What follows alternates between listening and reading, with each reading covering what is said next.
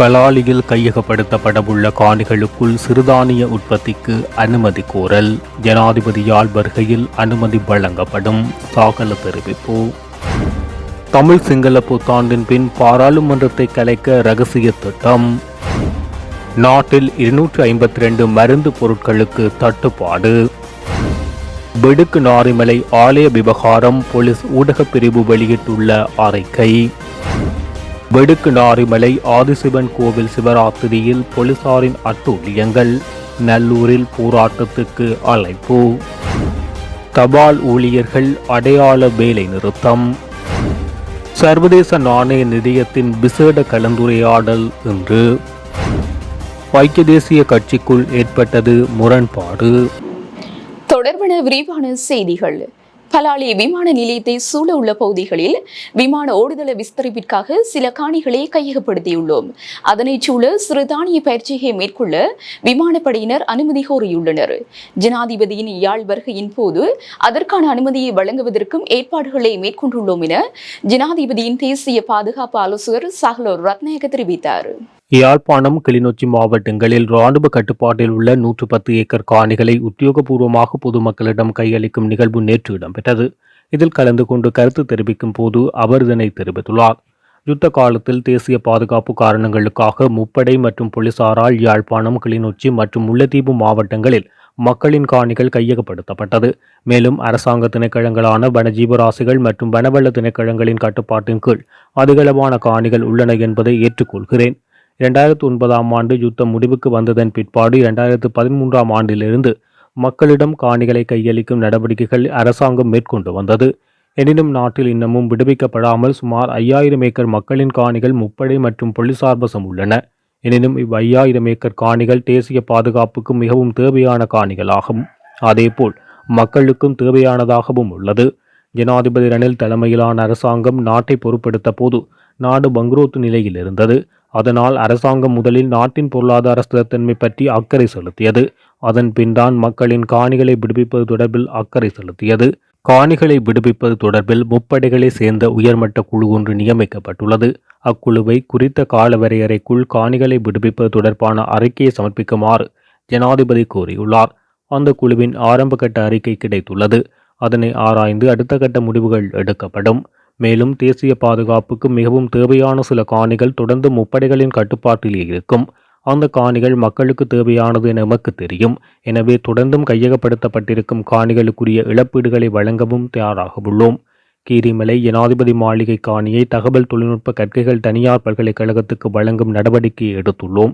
அப்பல்கலைக்கழகம் சர்வதேச பல்கலைக்கழகத்தோடு இணைந்து மாணவர்களுக்கான கல்வி நடவடிக்கைகளை மேற்கொள்ள உள்ளது.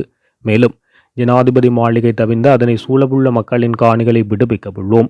குறித்த தனியார் பல்கலைக்கழகத்துக்கு மேலதிகமாக காணிகள் தேவைப்படின் அதனை சூழவுள்ள காணி உரிமையாளர்களுடன் கலந்துரையாடி குறித்த தனியார் பல்கலைக்கழகத்தினர் காணிகளை விலைக்கு வாங்க முடியும். ஜனாதிபதி ரணில் விக்ரமசிங்க விரைவில் யாழ்ப்பாணம் விஜயம் மேற்கொள்ள உள்ளார். இதன் போது முப்படைகள் வசம் உள்ள மக்களின் காணிகளை பார்வையிட உள்ளார். மேலும் விடுவிக்கப்பட்ட காணிகளை மக்கள் எவ்வாறு பயன்படுத்துகிறார்கள் எனவும் ஆராய உள்ளார். பலாலி விமான நிலையத்தை சூழவுள்ள பகுதிகளில் விமான ஓடுதள விஸ்தரிப்புக்காக சில காணிகளை கையகப்படுத்த உள்ளோம். அதனை சூழ சிறுதானிய பயிற்சியை மேற்கொள்ள விமானப்படையினர் அனுமதி கோரியுள்ளனர்.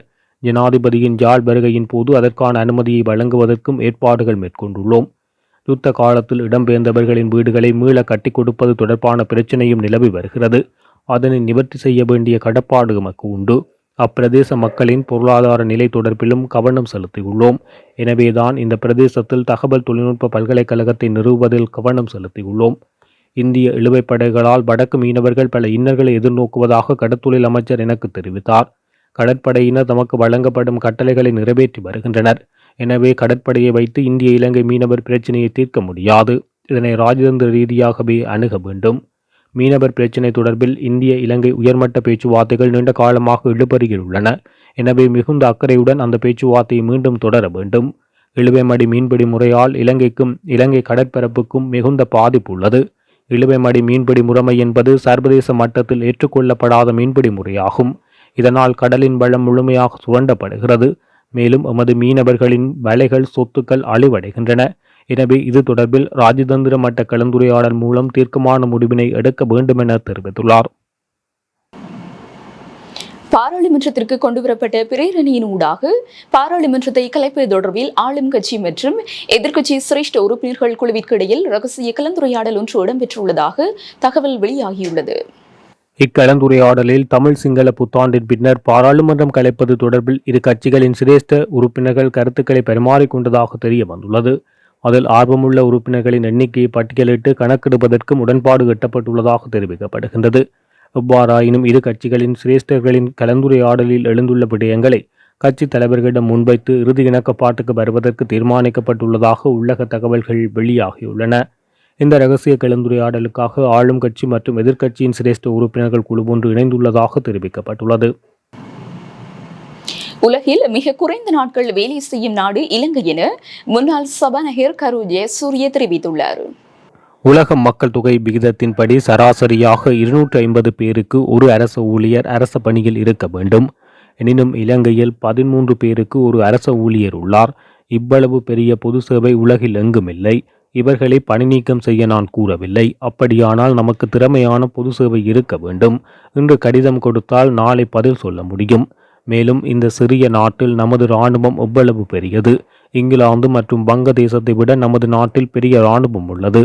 மேலும் உலகில் மிக குறைந்த வேலை செய்யும் நாடு இலங்கை. வருடத்துக்கு 170 அல்லது 179 நாட்கள் இலங்கையில் வேலை செய்வதை பார்த்தேன். இப்படியொரு நாடு முன்னேற முடியுமா? இதில் கவனம் செலுத்துங்கள். நாட்டை முன்னோக்கி கொண்டு செல்ல நாம் உழைக்க வேண்டும். நமது நாடு அப்போது மிகவும் பணக்கார நாடாக, பலமான நாடாக, பொருளாதார ரீதியாக மிகவும் வலிமையான நாடாக இருந்தது. வெளிநாடுகளுக்கு கடன் கொடுத்தோம். 70க்கு பிறகு இன்றைய நிலை என்ன? இளைஞர்களாகிய நாம் திரும்பி பார்க்க வேண்டிய நேரம் இது. கடந்த வாரம் பத்திரிகையில் ஒரு காய் பச்சை மிளகாய் 15 ரூபாய் என்று பார்த்தபோது மிகவும் வெட்கப்பட்டேன் என குறிப்பிட்டுள்ளார்.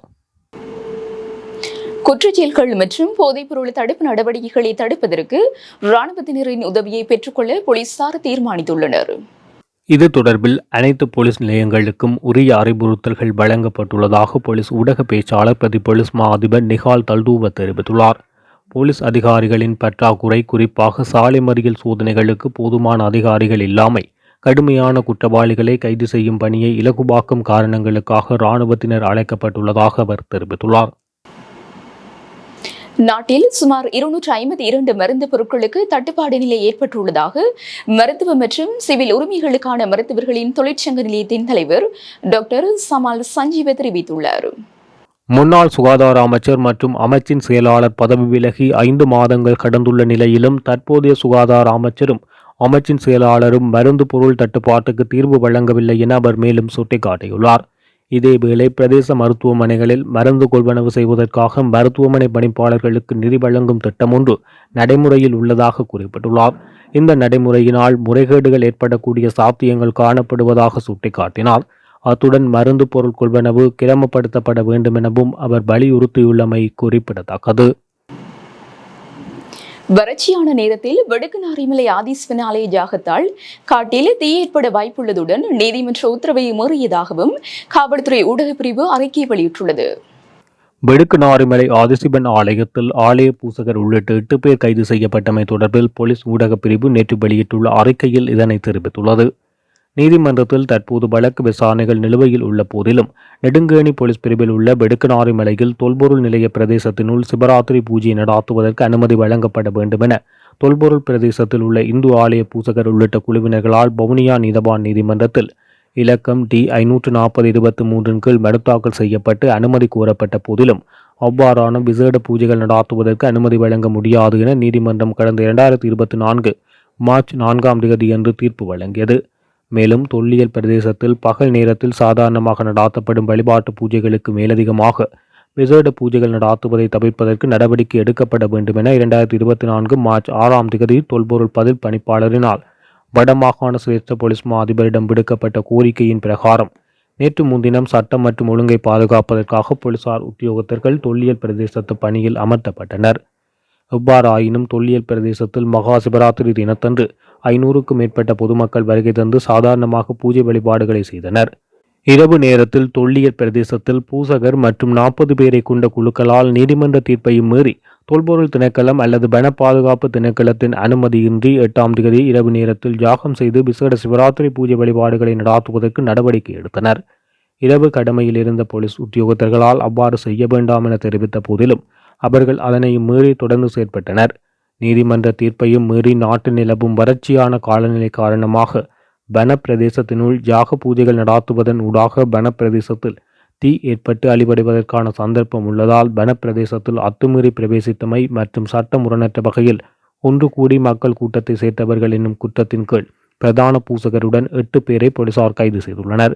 அவ்வாறு கைது செய்யப்பட்ட சந்தேக நபர்கள் நெடுங்கேணி, புளியங்குளம், கனகராஜன் குளம், மாமடு ஆகிய பிரதேசத்தில் வசிக்கும் 24, 29, 30, 34, 37 வயதுடையவர்கள் என போலீஸ் ஊடகப் பிரிவு தனது ஊடக அறிக்கையில் தெரிவித்துள்ளது.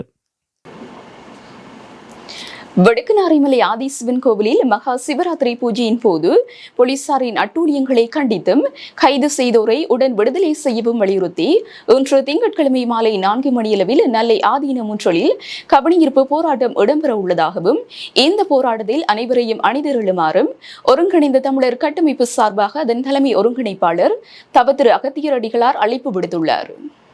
வடுக்குநாரிமலை லிங்கேஸ்வரர் கோவில் மகா சிவராத்திரி பூஜையின் போது போலீசாரால் மேற்கொள்ளப்பட்ட சம்பவங்கள் ஒட்டுமொத்த தமிழ் சமூகத்தையும் மிகுந்த மனவேதனைக்குள்ளாக்கியுள்ளது. சைபர்களின் வழிபாட்டு உரிமை மிக புனிதமான விரத நாளில் அப்பட்டமாக மறுக்கப்பட்டு மிக மோசமாக சைவ சமய விழுமியங்கள் புனித சடங்குகளை அவமதிக்கும் சம்பவங்கள் அரங்கேறியுள்ளன. அதன் உச்சகட்டமாக தவறேதும் செய்யாத சிவனடியார்கள் என்பர் விரதமிருந்து பூஜையில் ஈடுபட்ட தருணம் மோசமாக கைது செய்யப்பட்டு தொடர்ந்து தடுத்து வைக்கப்பட்டுள்ளனர். பூஜை மற்றும் படையல் பொருட்கள் சப்பாத்து கால்களினால் சீருடை தரித்த நபர்களால் தட்டி அகற்றப்பட்டுள்ளது. பூசகர் சிவத்திரு மதிமுகராசா மீள கைது செய்யப்பட்டுள்ளார். இந்த ஈன செயல்கள் மிக பாரதூரமான சைவ தமிழர்களின் மனதை காயப்படுத்தியுள்ளதுடன் அடிப்படை வழிபாட்டுரிமையை மீறும் செயல் என்பதை உலகுக்கும் அரசு உயர் பீடத்துக்கும் சொல்ல வேண்டியது ஒவ்வொரு தமிழர்களது கடமையாகும். உலகம் பூராகவும் உள்ள சைபர்களின் மிக உன்னதமான முதன்மையான விரதம் சிவராத்திரியாகும்.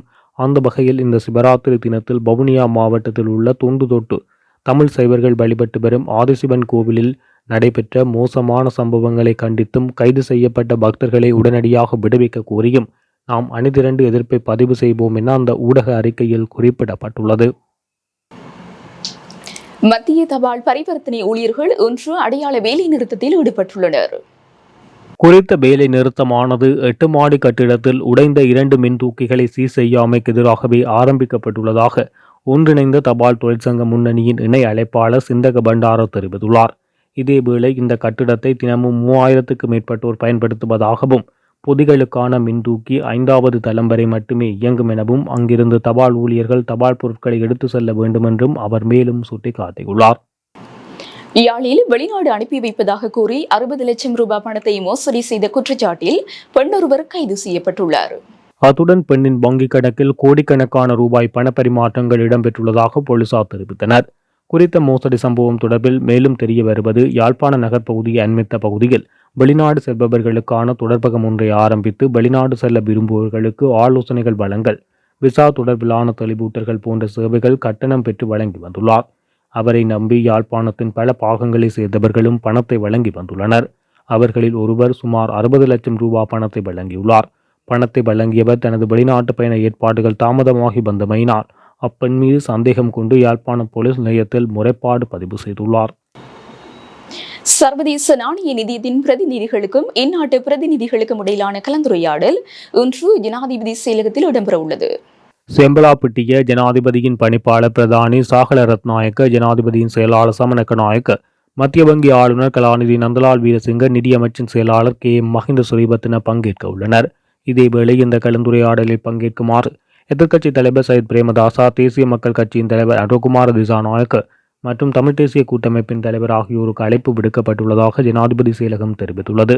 எவ்வாறாயினும் தமிழ் தேசிய கூட்டமைப்பு மாத்திரம் இதில் கலந்து கொள்ளும் என அறிவிக்கப்பட்டுள்ளதுடன் எதிர்க்கட்சி தலைவர் சையத் பிரேமதாசா மற்றும் அனுகுமார திசாநாயக்க ஆகியோர் கலந்துரையாடல்களில் பங்கேற்கப் போவதில்லை என தெரிவித்துள்ளனர். சர்வதேச நாணய நிதியம் தொடர்பில் எதிர்க்கட்சிகள் முன்வைக்கும் சித்தாந்தங்களும் சந்தர்ப்பம் வழங்குவதற்காக இந்த கலந்துரையாடலுக்கு அழைப்பு விடுக்கப்பட்டுள்ளதாக நிதி ராஜாங்க அமைச்சர் சகான் சோமசிங்க குறிப்பிட்டுள்ளார். எவ்வாறாயினும் சர்வதேச நாணய நிதியத்தின் பிரதிநிதிகளுடன் கலந்துரையாடுமாறு தாம் கோரவில்லை, கடன் வழங்கியவர்களுடன் கலந்துரையாடுமாறு கோரவில்லை என ஐக்கிய மக்கள் சக்தி கட்சியின் பாராளுமன்ற உறுப்பினர் ஹசடி சில்வா தெரிவித்துள்ளார். இலங்கை விமானப்படையில் சேர்வதற்கு சுமார் 250க்கும் மேற்பட்ட யாழ்ப்பாண இளைஞர்கள் விண்ணப்பித்துள்ளதாக இலங்கை ஜனாதிபதியின் தேசிய பாதுகாப்பு தொடர்பான சிரேஷ்ட ஆலோசகர் மற்றும் ஜனாதிபதி செயலகத்தின் பிரதானி சஹல ரத்நாயக்க தெரிவித்துள்ளார்.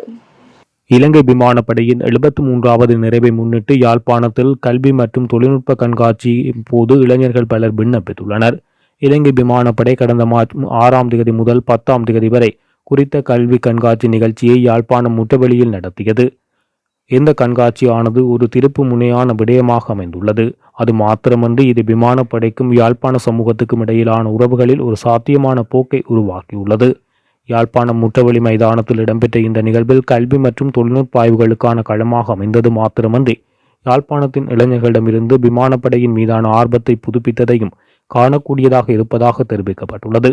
இந்த நிகழ்வில் பிரதம அதிதியாக இலங்கை ஜனாதிபதியின் தேசிய பாதுகாப்பு தொடர்பான சிரேஷ்ட ஆலோசகர் மற்றும் ஜனாதிபதி செயலகத்தின் பிரதானி சாகல ரத்நாயக்க கண்காட்சியின் இறுதி நாளான நேற்றைய தினம் கலந்து கொண்டார்.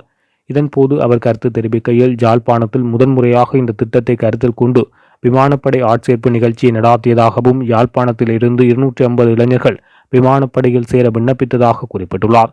100க்கும் மேற்பட்ட ஆர்வமுள்ள அதிகாரிகள் மற்றும் 186 பேர் மற்ற பதவிகளை தேடும் ஆர்வத்தின் இந்த எழுச்சி விமானப்படை பற்றிய சமூகத்தின் பார்வையில் குறிப்பிடத்தக்க மாற்றத்தை குறிக்கிறது என அவர் குறிப்பிட்டுள்ளார். இதேவேளை பிரதேசத்தில் உள்ள பாடசாலை மாணவர்களுக்கு உதவுவதற்காக பல வேலை திட்டங்களை ஆரம்பித்தமைக்காக சாகல ரத்நாயக்க விமானப்படைக்கு நன்றி தெரிவித்துள்ளார். ஜனாதிபதி ரணில் தலைமையிலான ஐக்கிய தேசிய கட்சியில் உள்ளக முரண்பாடுகள் வெடித்துள்ளதாக கொழும்பு தகவல்கள் தெரிவிக்கின்றன. நேற்று குளியாப்பிட்டியாவில் நடந்த கட்சியின் பொதுக்கூட்டத்தில் இந்த முரண்பாடுகள் வெளிப்படையாக காணப்பட்டதாக தகவல்கள் வெளியாகியுள்ளன. இதன்படி கட்சியின் முன்னாள் பாராளுமன்ற உறுப்பினரும் தற்போதைய சப்ரமுக மாகாண ஆளுநருமான நவீன் திசாநாயக்கவின் பெயர் பேச்சாளர் பட்டியலில் இருந்து வெட்டப்பட்டுள்ளதாக அவர் தனது எக்ஸ் தளத்தில் தெரிவித்துள்ளார். இது தொடர்பாக அவர் மேலும் தெரிவிக்கையில், இன்று சந்திப்பில் நான் பணிவுடன் என்னை விலக்கிக் கொண்டேன். ஏனெனில் எனக்கு ஒரு பேச்சு வாக்குறுதி அளிக்கப்பட்டது. பின்னர் எனது பெயர் வெட்டப்பட்டதை அறிந்தேன். ஐக்கிய தேசிய கட்சி சார்பாக இந்த முடிவுகளை எடுப்பது யார் என்று ஆச்சரியமாக இருக்கிறது. நான் கட்சிக்கு ஆதரவாக நிற்பேன். ஆனால் ஒருவரின் கௌரவம் பாதிக்கப்படக்கூடாது என அவர் இதன்போது குறிப்பிட்டுள்ளார்.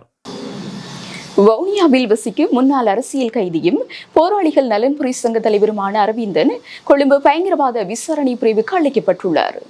இதற்கான கடிதம் பயங்கரவாத விசாரணை பிரிவினால் குறித்த அரசியல் கைதியின் வீட்டுக்கு நேற்று வழங்கப்பட்டுள்ளது. வவுனியா தோணிக்கல் பகுதியில் வசித்து வரும் முன்னாள் அரசியல் கைதியும் போராளிகள் நலன்புரி சங்க தலைவருமான செல்வநாயகம் அரவிந்தன் அவர்களை 12ஆம் தேதி காலை 9 மணிக்கு கொழும்பில் உள்ள பயங்கரவாத விசாரணை பிரிவுக்கு வாக்குமூலம் பெற வருமாறு அழைப்பாணை வழங்கப்பட்டுள்ளது.